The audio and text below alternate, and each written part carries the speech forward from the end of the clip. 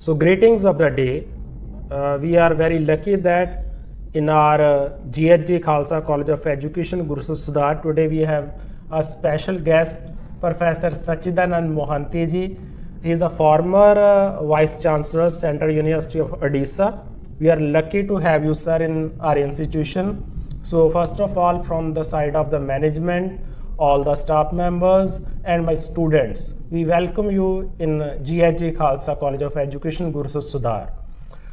Sir, I would not like to say so many things about you because you are a personality who can guide so many people, who can inspire so many people. So we would like to listen so much from your side instead of speaking so much about you. So first of all, I would like to request you, please share something about your life, your journey to the Vice Chancellor of our Central University of Odisha. Please, sir. Thank you, Dr. Pargat Singh ji. It has been a unique experience for me to be here, and I commend you for the experiment which you are carrying out in the countryside of Punjab in a college which is in the rural belt of Ludhiana.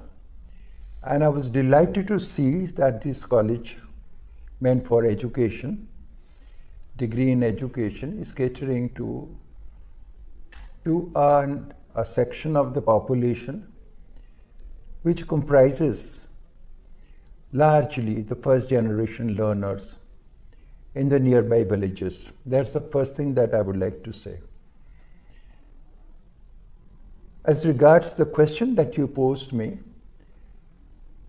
it will be indeed very difficult to compress in 10 to 15 minutes time my life journey and the journey in the field of education. But I can recall a few watershed moments and the experiences that I've had. The first thing that I would recall is the fact that I came from a modest background. My father was a government servant, and my mother was a very well-known and renowned poet of the state of Odisha. They were down to earth, they were modest, but they cherished high ideals. It was at the initiative of my mother that my sister and we got admission into the Sri Aurobindo International Center of Education in Pondicherry. My mother was very keen that we should have an education which is grounded in the Indian tradition, but also which offers an exposure to the rest of the world and international education. So that's a combination very hard to find. Wonderful. And my mother found that in Pondicherry, the Sri Aurobindo Ashram School, otherwise named as Sri Aurobindo International Center of Education. So much before many of the things become buzzword, like local cosmopolitanism, tradition and modernity, Indian values and Western thought, this center, which was founded by the mother based on the teachings of Sri Aurobindo, the poet, philosopher, patriot and internationalist, and the proponent of integral yoga, and the exponent of what is known as the theory of creative evolution. The mother really implemented the principles of education which Sri Aurobindo had enunciated in his writings. Much later, in 1968, she inaugurated the International Township of Auroville. Now, some of the things that I have experienced there have become avant-garde now. Namely, the so-called free progress system, that children should be allowed to grow according to the pace of their own being. Secondly, education should enable students to discover their own swadharma and svabhava, their own innate temperament, rather than foisting the ideals of the parents and the desires of the parents. And one of the things that the mother said is that education should be largely free from an obsession from the search for money, career and status. These three things, she said, and she argued very effectively, block the path of true education. So interdisciplinary work and giving the freedom to the children to progress at their own pace and enabling them to discover their own innate law of their being, these, according to me, are the cornerstones of that education. Subsequently, I was fortunate enough to study in a premier university called the University of Hyderabad, otherwise known as the Central University of Hyderabad, where in the field of English studies, I had the good fortune to be taught by a galaxy of teachers like Professor S. Nagarajan, Shiv K. Kumar, Meena Alexander, Arvind Krishan Malhotra, Surojit Sen, and Amrijit Singh. So that again was a formative influence, that had a formative influence upon me. Soon after that, I had my PhD in the Humanities and Social Sciences Department of the Indian Institute of Technology at Kanpur. I joined the teaching profession at Utkal and Berhampur universities. Then in 1990, by 1987, I joined the University of Hyderabad as a faculty member in the Department of English. 1990 opened a new kind of a frontier for me when I was selected for the prestigious Fulbright scholarship when I went to the University of Texas at Austin and Yale University at New Haven. It is for the first time, Professor Singh, that I was exposed to the best of the international education. And I'm really looking forward to telling the students and the faculty about the importance of international education and how to internationalize our campuses itself. So from Pondicherry to Texas Austin and Yale University, and subsequently to visit to Nottingham on a Fulbright, on a British Council scholarship, these have also led me in the direction of international education. So while I began with single author studies, namely D.H. Lawrence, very soon I moved into what is called post-colonial writing, translation and cultural studies. So my books have been not only on D.H. Lawrence, but they also deal with the question of periodical press and colonial modernity and women's writing in Odisha, as well as the travel writing and the empire. The latter book, which was published by Katha Publication. You'll be happy to know that my work in the field of women's writing, travel writing, and periodical press, and as well as in the field of educational exchange, have been recognized at the national and the international level. The lead article of the book, Travel Writing in the Empire, called Beyond the Imperial Eye, has been selected as a mandatory reading in many of the leading universities in India, such as Delhi University also. It also finds place in the Oxford book of travel writing. So I think what is important is that in the field of research and scholarship, as well as in the domain of culture, our feet should be grounded on the Indian terrain while we explore the linkages at the international level. Yes. So this has been an article of faith in me, and today, in the context of the new education policy, I think we can do no better than to inculcate these values among our own students. So Professor Singh, these in brief would really sum up some of the important milestones in my career and the journey in my life. Wonderful, sir. I think now the listener will be understanding why I have said that I would like to love to listen from your side instead of saying something about you. So, sir, you have talked about the Aurobindo ashram and the Aurobindo philosophy. In our curriculum for the Bachelor of Education as well as for the Master of Education, we have Aurobindo philosophy. So you have already mentioned few of the key points of the Aurobindo Ashram. We would like to listen more from your side in a simple words. The key words of the Aurobindo philosophy you have learned from the ashram and the long stay in the Aurobindo Ashram. Please put some light on the Aurobindo philosophy for our students, please. See, I would like to thank you, Professor Singh. I would like to divide my answer in two parts.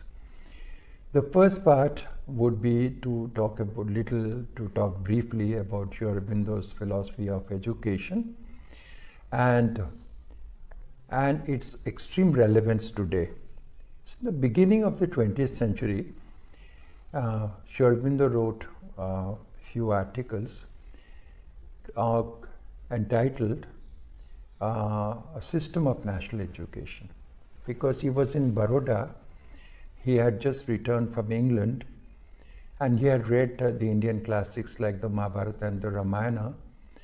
And while being steeped in the best of the Western tradition and languages and culture, he was exploring the great importance of the Indian traditions, Indian literatures. And he wrote a series of articles. He was also concerned about the freedom of the country, freedom of the nation. And subsequently, he goes to Bengal and he joins the National College and he starts writing, editorials in the Vande Mataram. And in the course of that, he wrote this series of articles called A System of National Education. I would like to tell you that the three principles of education that Aurobindo enunciated at the beginning of the 20th century are extremely radical and they have not been implemented till today. And I think some of these aspects that Aurobindo outlined find place in the new education policy, although not in the manner in which he had really envisaged, because to implement those radical ideas at the national level, it becomes really extremely difficult. Let me tell you about the three principles that he enunciated. The first principle of education, Aurobindo said very radically, is that nothing can be taught. Yes. Which means that at one go, he just knocks out the claim or the arrogance of the teacher that he or she is a repository of knowledge and that the students are a passive lot, they have to learn from the teacher. Aurobindo actually meant that all knowledge is within us and the job and the task of the teacher is to enable the student and the people to discover knowledge by himself or herself. Yes.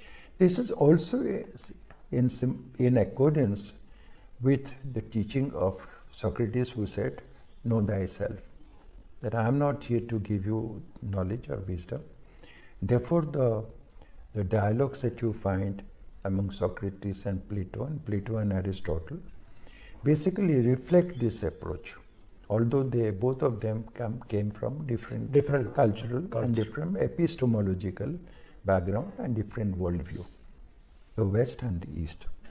The second principle, Aurobindo said, is that the mind has to be consulted in its own process of growth. So it is not the Macaulayan approach of education that the students are considered to be passive and then we basically impose our own views and ideas upon the children. That is also to be rejected, and Aurobindo argued that because he said the lack of originality that you find in India is precisely on account of the fact that there is an emphasis on rote learning.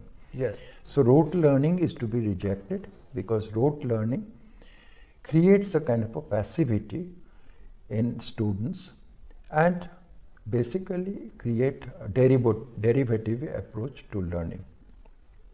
In this context, Aurobindo also has argued that knowledge cannot be taught in snippets because all knowledge comprises a wholeness, and the desire of the teacher should be to really teach this sense of wholeness which has been really lacking in us despite all the commissions that we have had, from Radhakrishnan commissions to Kothari They are commissions. not able to And convert to it. the desire for wholeness.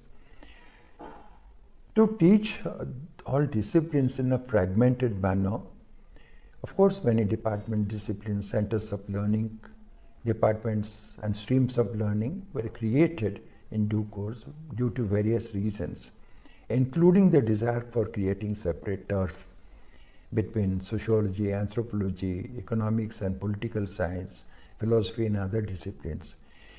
So the point is that whatever be the rationale for the creation of all these disciplines, I think somewhere down the line we have forgotten the fact that all knowledge is basically one, and we must make an effort to see that while we are grounded in different disciplines, we must really overcome those kinds of disciplines, transcend the boundaries, and try to have linkages among all the disciplines, which is what the new integrated approach, which the new education policy is talking about. And the third and the final principle, according to Sri Aurobindo, is that knowledge must proceed from near to far. So far, I think knowledge has been from far to near. Yes. We know about the West, we know about the developments in the Western countries, but we know very little about our own tradition and culture. With the result that our own children who really pass out from the Indian universities, etc., are very often ignorant of the tradition of our land itself. How to know about your tradition and how not to be entirely nativists in the exclusive sense, and how to have an exposure to the outside world, that remains the kind of a unique effort that Sri Aurobindo has made. Indeed, in the words of Romarola, Sri Aurobindo was one of the greatest syntheses between the East and the West. So nativism and cosmopolitanism, tradition and modernity, and tradition and modernity, and many other things which are considered to be polar opposites today, are not considered opposite in the view of Sri Aurobindo, who offers an integral approach to learning. And therefore he said all life is education. He also said all life is yoga. So education is not just getting a kind of a passport for a job. Education is not getting the matter of getting a degree. Education is not just a stage in your life, but education is a continuous process, and in today's context, in order to be worthy citizens in the knowledge society and economy, we can do no better than to remember the immortal words of Sri Aurobindo in the fields of education. Now, as regards the second part, we find that the mother implemented some of the ideals of Sri Aurobindo. So while she encouraged a free progress system in the Sri Aurobindo ashram, in 1968, when she inaugurated the township of Auroville, the city of dawn, she said, the school which will be created in Auroville will be called the last school. The last school. And somebody asked the mother, why do you call it last school? Because the mother said, and very insightfully she said, after this there will be no school. No school. Because all schooling will be part of the community experience itself. And we must remember what Ivan Illich had said when he talked about deschooling society. He said the greatest stumbling block in the path of learning is posed by the teachers themselves. And the greatest kind of a threat to healthcare is posed, he said paradoxically, by the medical practitioners. Because both the teachers and the medical doctors and practitioners develop a kind of a vested interest in the path of true learning itself. So I think we must remember that teaching has to go beyond the four walls of the classroom context. Yes. And we remember, of course, the example of Rabindranath Tagore, who removed this kind of a barrier and said that all learning should take place in the environment of the trees and the natural habitat. So we must remember the uh, the precepts and practice of practitioners of learning by Tagore and Gandhiji and Sri Aurobindo. And we must really remember to implement some of those ideas and the concepts that have been given by them, and to redefine them in our own context. That is the first part of the answer that I would like to give. Now, as regards what I have learned in an existential sense, in the sense of being a member of that own community itself, Yes. I would say that this has had a phenomenal kind of an influence upon me, because I discovered that my teachers were not far away from me. Their teachers and the students lived together in the same community from morning till evening. And they had breakfast together, they had lunch together, they had dinner together. They also took part in the cultural program together. They took part in the sports together. And the teachers were not really paid. They were volunteers. They were members of the Sri Aurobindo Ashram, and they were not paid, any salaries. In the best sense of Karl Marx, to each according to his need and by each according to his capacities. The teachers were truly a committed and dedicated lot. So I had the good fortune to live in this kind of an ashram where the teachers and the students live together and they progress together. So that was a unique experience, because when we talk about moral education, ethical education and spiritual education, we sometimes forget the fact that this cannot be a symbiotic affair, because teachers and the taught are really far apart. They live, aside from each other. But when they live and work together, I think there is a unique opportunity to learn from each other. So, in brief, I think this is a unique experience that has really shaped my life and career and the way I look at the world. So it's so beautiful that you have beautifully explained the whole Aurobindo philosophy in few words, and that will be a treasure for our students, because instead of reading from the books, instead of reading from the articles, you are the live example, you are the part of that particular ashram who have lived that philosophy. So your wisdom of words will be very helpful for our students to understand Sri Aurobindo philosophy in a particular context. So I would like to add here in this context, Professor Singh, a few things. You see, when I joined the Sri Aurobindo International Center of Education, popularly known as the Ashram School, many of the teachers who taught me were also the very close followers of Sri Aurobindo and the mother. They had devoted their own life to the cause, the spiritual cause of the ashram. And some of them were very close companions of Sri Aurobindo during his revolutionary days. One such person was Nalinikanta Gupta, who was about... Nalinikanta Gupta. Okay. He was a Bengali revolutionary. He was a young man when Sri Aurobindo was implicated in the Alipur bomb case and he was arrested. So he accompanied Sri Aurobindo to Pondicherry and he became the secretary of the mother. And I had the unique privilege and opportunity to briefly interact with him. The second person was somebody who was a scribe of Sri Aurobindo, because Sri Aurobindo had a failing eyesight towards the fag end of his life. And he dictated Savitri. And this gentleman who was at one time a doctor and who became a poet and a teacher, because Sri Aurobindo said that everything can be done through the path of yoga. So doctor began to write poetry also. So Nirudh Baran, who was the scribe and who wrote down Sri Aurobindo's lines of Savitri, and he wrote 12 years in Sri Aurobindo, he was also my teacher. Wow. So it's an extraordinary thing, because we think that both Nolinida and Niruddha, as we say Da in Bengali, as a mark of respect, I mean, they are absolutely advanced, sadhaks and seekers after knowledge. There were others like Kishore Gandhi, who wrote admirably on Sri Aurobindo's social and political thought. and M.P. Pandit, who was an exponent of the Vedas, and whose teacher was Kapali Sastri, the legendary Vedic scholar. They have also taught me. Many well-known historians like Shishir Kumar Mitra and Sanat Banerjee had also taught me.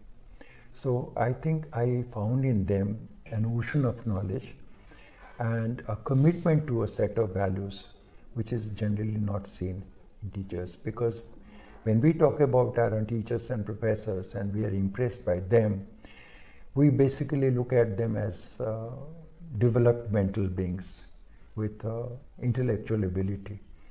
But we do not really associate great spiritual qualities in them. By spiritual qualities, I mean a balanced temper, an extraordinary compassion, and a refusal to judge them in human terms, and abundant love, and not expecting anything in return. So these are the qualities that we associate with some of the teachers of our own Gurukul ashram, or from the Vedas and the Upanishads also. We think of the teachers in the Upanishads and the Puranas also, who have taught, a whole bunch of disciples like Bhrigu and Nachiketa and all that. And both the students and the teachers that we have learned in the Vedas and in our own scriptures, well, I must say that I found a number of them in the context of the ashram. So today I would say that there is a great need to be outstanding examples as teachers. Even in the recent times also, how many teachers like Dr. Radhakrishnan, for example, do you find? Or K.R. Srinivas Iyengar, for example, or V.V. John. They are the legendary teachers. And I think one of the things that I would request to you, because you are the principal, you are the leader of this College of Education, is to try and to bring the examples of these outstanding teachers to the knowledge of the students here. So that, because we always talk about inspiration and motivation, and to my mind nothing is more inspiring and motivating than to really read about the life and work of extraordinary, outstanding teachers. Thank you. So you have truly said that a teacher can be really a nation builder. So we have to make our student a very good teacher so that they can build the nation, they can transform the society. So that is the main purpose of our interaction with you, that you are when our student will be listening to you, you will be an inspiration for them. So such kind of teachers and such kind of inspiration will definitely help them to become a very good teacher. I have a suggestion in this regard.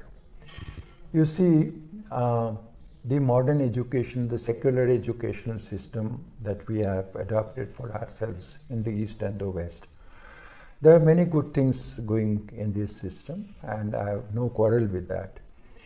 But one of the things that we find is that it's a 9 to 5 kind of a job, like any professions.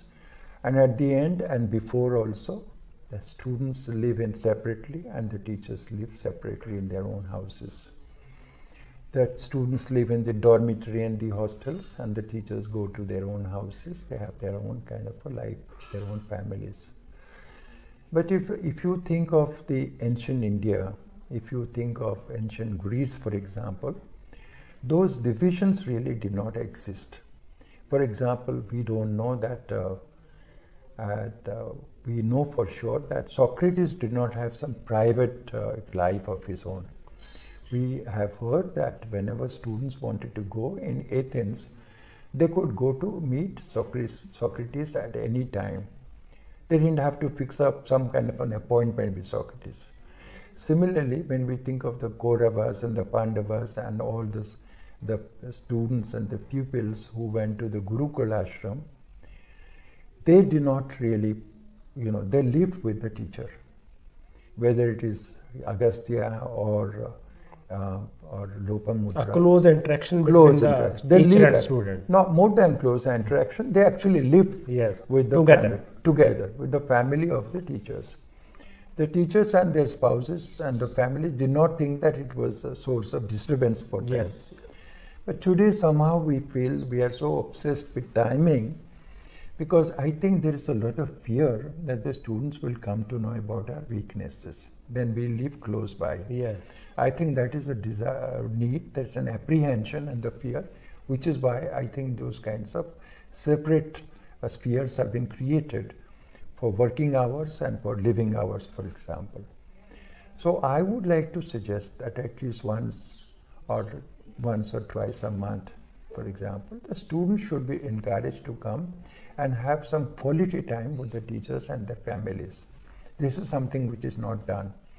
To some extent, lesser extent, it is done in the life of the PhD scholars when they visit the families, the family of the teacher for some assignment and correction of chapter. But you would agree that such moments also become partly tense, because the student is afraid how the chapters are going to be reviewed, and the teacher also is very particular that right things should be given. So it becomes again a very formal kind of an affair. So I think there is a need to go beyond this formality, when a student can be encouraged to go, something like a homestay for a student. So today the whole life is very anonymous and very impersonal, and with the result that the student does not have the opportunity to learn the real important things in life which matter. How to lead, how to have a working life, how to have work habits, good work habits, how to have recreation, how to have interest in culture, and how to prepare himself and herself for the life of a householder. These aspects are really missing right now. So consequently, what the student does to learn by himself and herself by making several mistakes. I believe by encouraging a kind of a close interaction between the teachers and the students will be enabled to acquire the life skills which are necessary, both in the personal and the professional life. So it is a very innovative idea, and we assure you, sir, that we will try to implement to some extent this idea as an experimental step to create a very good environment among the students as well as the teachers. So in the end, sir, I would like to request you that kindly share your experiences in this particular college, which was established in 1921 in the form of a Gurmukhi Pathshala, and this B.Ed college is established from 1955. So we will be listening so many things from you in a tomorrow's session also, but during your short stay in this particular building, this historical building, I would like to share your views about the college, please. The worth of an institution basically depends not on the housing and the building and the infrastructure that you have, but on the quality of leadership that you have and the participation of the staff and the faculty and the students. So right from the time that I met you in one of the educational programs that we had at the national level, I was very impressed by your own sense of civility and courtesy, and your leadership quality, as well as your ability to be a good follower. It's important to be a good leader and good follower. I found that combination in you. And the way we were received at Chandigarh, the way we were brought by an escort, G.H.G, that was also very memorable, and I think that also enabled me to have a conversation about this college before the actual arrival. Thirdly, I have had a meeting with the staff and the students who won many prizes in the recent cultural meet, and I am very impressed by the fact that you are not catering to the students of the elite wealthy background, but you are catering to the students from the countryside, from the nearby villages, and many of the students I learned are the first generation learners. So I think you are rendering a human service at the national level by not only talking about the neighborhood education, but actually implementing the agenda for change, because we know that the most important agents of change is education. Education. Education is the primary engine that drives all efforts towards change, and changes which are progressive, which are important, which are oriented towards the development of the nation. You are doing that. I'm very impressed by the simplicity of the students, the commitment, and the fact that immediately after lunch you thought of recording this, so that when a person goes away, the words remain.